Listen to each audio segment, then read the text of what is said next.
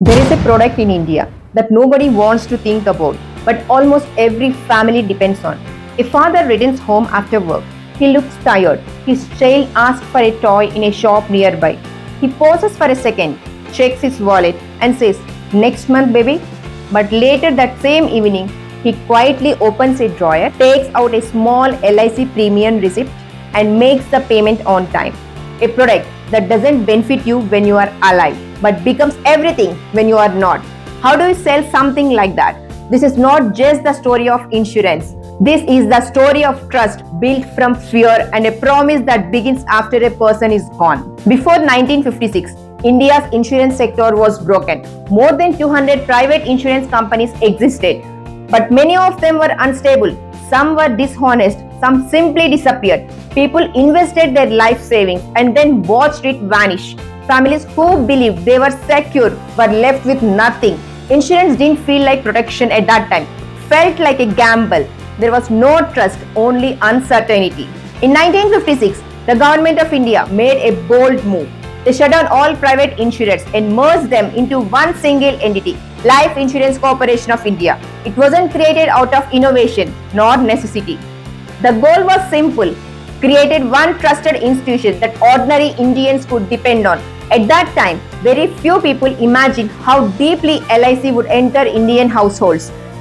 Because LIC didn't grow like a normal company, it grew through relationships. But the challenge was enormous. How do you convince a country that has already been betrayed to believe again? It was asking people to think about something they were taught to avoid: death.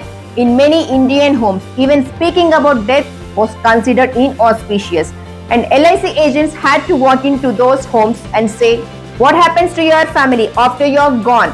It wasn't neither an easy conversation nor a comfortable one. People resisted, some ignored and refused.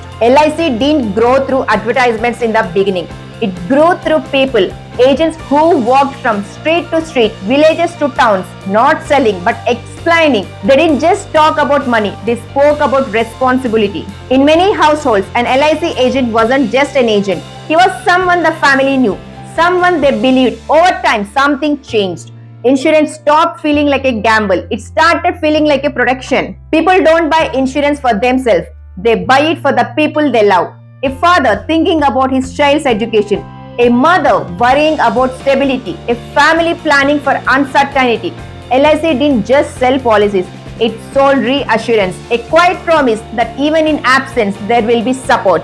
People didn't say, "I bought insurance," but they said, "I took an LIC policy." That itself showed the level of trust the brand created. For middle class parents, LIC represented stability. A father may not know stock markets, he may not understand investments, but he understood one thing: if something happens to me, my family should not suffer.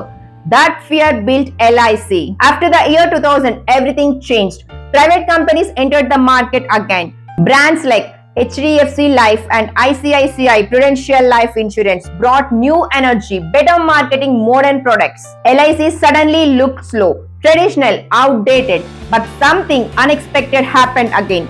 People didn't leave because while others offered speed, LIC still offered something deeper: trust. And today, LIC is not just a company.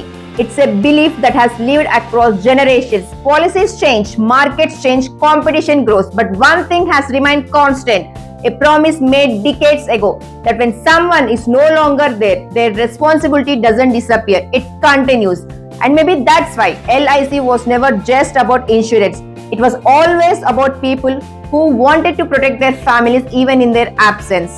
Some promises are meant to be kept in life, and some are meant to be kept even after life.